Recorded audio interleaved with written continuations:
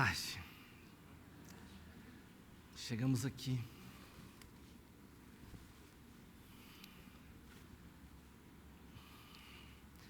Brincadeira à parte, tudo isso foi planejado, porque eu quero justamente falar sobre isso.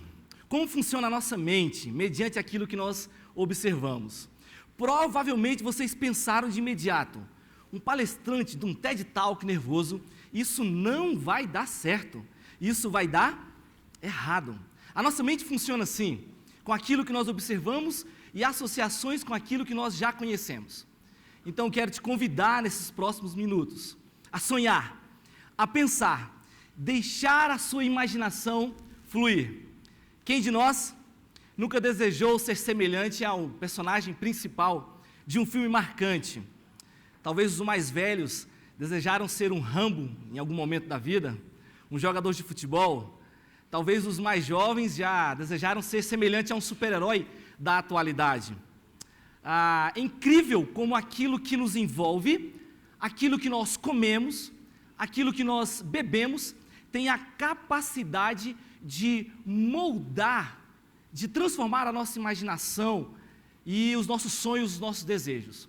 Eu me lembro muito bem que no ano de 1990, eu assisti, creio que muitos aqui também, um filme que marcou época, De Volta para o Futuro. Vocês lembram desse filme? Um filme futurístico, que existia um jovem ousado, destemido, que tinha como amigo um professor um tanto quanto malucão. E naquele filme foram lançadas algumas possíveis tecnologias de um futuro distante, que moldaria um futuro distante. Futuro que é este, que é o dia que nós estamos vivendo. Eram carros voadores, roupas autoajustáveis, viagem no tempo. Eu me lembro muito bem, naquela segunda-feira à noite, uma daquelas inovações, algo que apareceu naquele filme foi um gatilho que mudou a minha história. Foi observar a utilização de lixo, resíduos, isso mesmo, casca de frutas, como combustível daquele super carro chamado DeLorean. Vocês devem lembrar disso. E eu fiquei pensando, será que no futuro isso será uma realidade? Será possível produzir combustível a partir de um lixo, a partir de um resíduo? Existe um ditado popular que diz que sonhar não custa nada. É verdade, não custa nada e ainda pode render muito. O célebre Albert Einstein certa vez disse que a imaginação ela é mais importante do que a ciência. Uma vez que a ciência ela possui limites, é verdade, mas a imaginação ela abrange o mundo inteiro.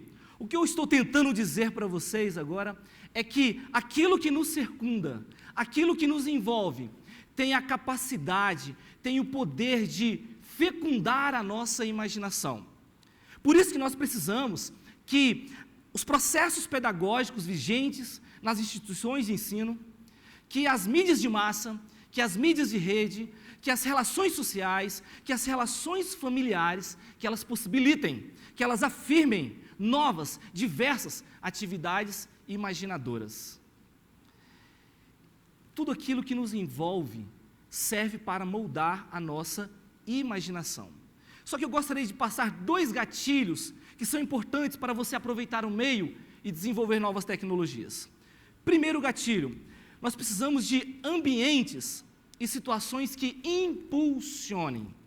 Não ambientes de pressão, muitas vezes nas nossas salas de aula, nas universidades e em escolas, mas ambientes de relaxamento. Não de medo, porque o medo de errar, ele esteriliza a nossa capacidade criativa. Para mim, o gatilho inicial, o ambiente de impulsionamento, foi assistindo um vídeo, um filme. E para você, o que impulsiona o teu poder criativo? Isaac Newton estava debaixo de uma árvore, curtindo a natureza, e de repente um fruto cai sobre ele. Este foi o gatilho, e a partir daí se inicia a teoria da gravidade. Arquimedes estava dentro da sua banheira, relaxando, observou a vazão de líquidos, este foi o gatilho, e a partir daí desenvolveu a teoria de fluidos. Jorge de Mestral, passeando nos Alpes com seu cachorro, e de repente ele observa que sementes com alguns ganchos e estruturas aderiam muito bem às suas roupas, e a partir daí ele desenvolve o velcro. Percy Spence estava curtindo uma barra de chocolate, derretendo no seu bolso. E a partir disso aí, desenvolve o micro-ondas que eu e muitos de nós temos nas nossas casas. Esse gatilho é importante, ambientes que impulsionem a nossa capacidade criadora. Um segundo gatilho são as perguntas. Perguntem, questionem, indaguem sempre. Em ciência, muitas vezes as perguntas são mais importantes do que as respostas. Eu sei que é difícil fazermos perguntas de algo que nós nunca vimos ou imaginamos. Principalmente porque a síntese neural de processos que nós nunca vimos depende de estímulo que nós recebemos na fase de infância. E justamente por ser difícil fazermos perguntas corretas, grande parte tem uma tendência a pensar sempre dentro da mesma casinha, dentro da mesma caixinha. O tempo passa, as instituições, nós acabamos ficando chovendo no molhado. Mas nós não precisamos ficar dessa forma. Esses dois gatilhos estão disponíveis e precisamos aprender e utilizar. Sabe por quê? Não existem mentes impenetráveis. Existem chaves erradas. Todos nós, o ser humano faz parte dele esse poder criativo, é inato a nós. É algo de muito especial que todos nós temos, nós recebemos. Precisamos identificá-lo, desenvolver e utilizar na transformação do nosso próximo, daquele que está ao nosso redor. Quero te convidar então para seguir um raciocínio e mostrar de forma prática por onde caminhei, o que desenvolvi, o que criei e como você também pode criar. Então pense comigo, vamos sonhar, vamos imaginar. Algo talvez muito estranho para muitos. Imagine, se fosse possível, produzirmos um combustível. Só que durante a produção desse combustível, nós não utilizássemos nenhum tipo de defensivo agrícola, ou baixíssima quantidade. Isso seria incrível para a nossa saúde, para a saúde humana, para as nascentes, para a questão da sustentabilidade. Isso é possível. Mas vamos continuar imaginando. Se fosse possível produzir um combustível, só que não fosse necessário desmatarmos nenhum palmo. Eu vou mais, sem ser necessário plantar um palmo de qualquer monocultura agressiva. Isso é realidade? Isso é possível? Eu quero te convidar a pensar. Mas eu quero pensar mais um pouco. Imagine que esse combustível, ele não depende de uma estação do ano. Ele pode ter uma produção constante, independente de fatores climáticos. Uau, Weber, isso seria inovador, isso transformaria a nossa sociedade. Mas calma, continue a pensar, continue a imaginar. Se fosse possível que esse combustível, além de tudo que nós já apresentamos, ele não fosse de origem fóssil, mas sim de uma origem renovável, que tivesse uma pegada verde, de acordo com tudo que nós desejamos para uma sociedade no futuro. Imagine que esse combustível fosse originado da segunda biomassa mais abundante do planeta, perdendo apenas para a celulose. Isso existe? Isso é possível?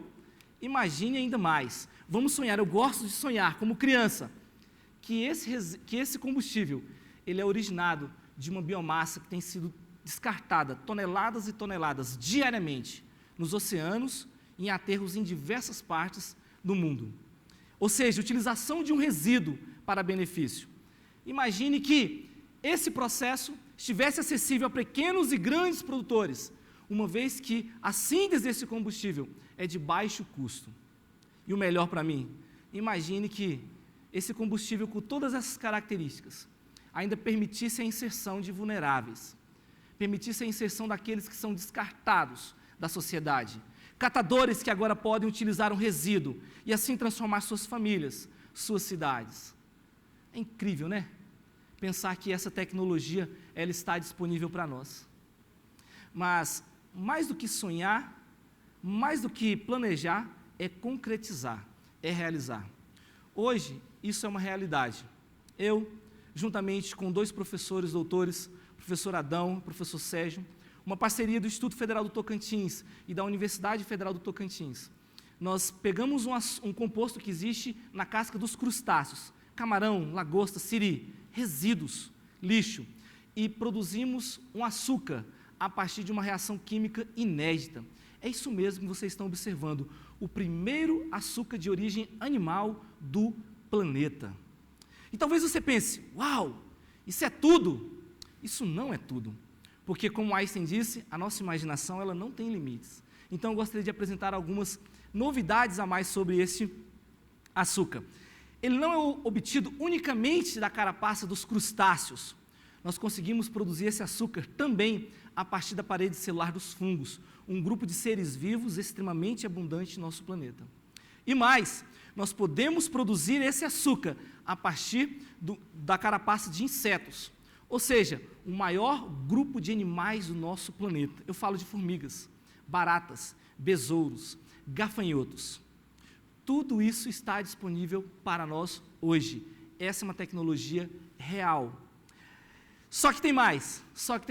O que nós podemos fazer com esse açúcar? Quais são suas aplicações possíveis? São diversas. Nós podemos transformar esse açúcar em etanol. Países populosos, que demandam de uma grande quantidade de energia, uma grande quantidade de combustíveis, eles podem utilizar. Principalmente aqueles países que não possuem área para plantio, não possuem um clima favorável, não possuem relevo. Eu falo de Japão, países do Sudeste Asiático, China, é isso mesmo. Sem falar que um combustível com tais características, ele é um ativo financeiro que poderá ser negociado nas bolsas de valores através do crédito de descarbonização por biocombustíveis. Mas isso não é tudo. Esse açúcar também, ele pode ser transformado e utilizado na indústria de bebidas e alimentos. Já imaginou cerveja a partir da casca de camarão? Ou a partir da casca de baratas? Eu sei, não sou muito bem, mas é possível. Hoje a tecnologia ela é real. Imaginar pudins, rapaduras, licores, cachaça, originada a partir de fungos, de baratas, de insetos. Incrível poder imaginar que essa tecnologia está disponível. Mas tem mais. Esse açúcar também ele pode ser utilizado na indústria química e farmacêutica. Solventes, a partir da casca de camarão, amaciantes, nylon, PET. Já imaginou produzirmos um PET a partir de fungos, a partir da casca de insetos? Essa tecnologia ela está disponível. Plataformas químicas, ácidos, HMF, indústria de química fina, utilizando um lixo. Tudo isso utilizando resíduo. Toneladas e toneladas sendo descartadas diariamente. As circunstâncias que nos movem, que nos moldam, elas nos transformam. E uma ideia boa, ela só é uma ideia boa se ela puder ser aplicada, se ela puder ser praticada. Uma ideia boa não é simplesmente uma ideia que gera produtos ou coisas, mas eu tenho aprendido que uma ideia boa é principalmente aquela ideia que gera transformação na vida das pessoas. Como tudo que nos envolve, então, nos transforma, nos mexe com a nossa imaginação e nossa criatividade, eu espero que essas poucas palavras, eu desejo que este dia na vida de vocês, eu desejo que esse TED Talk sirva para modelar, para moldar a pessoa geniosa que existe dentro de você, porque tudo se aproveita, da imaginação a um resíduo, tudo se aproveita para a transformação do mundo que nós tanto desejamos e precisamos. Muito obrigado.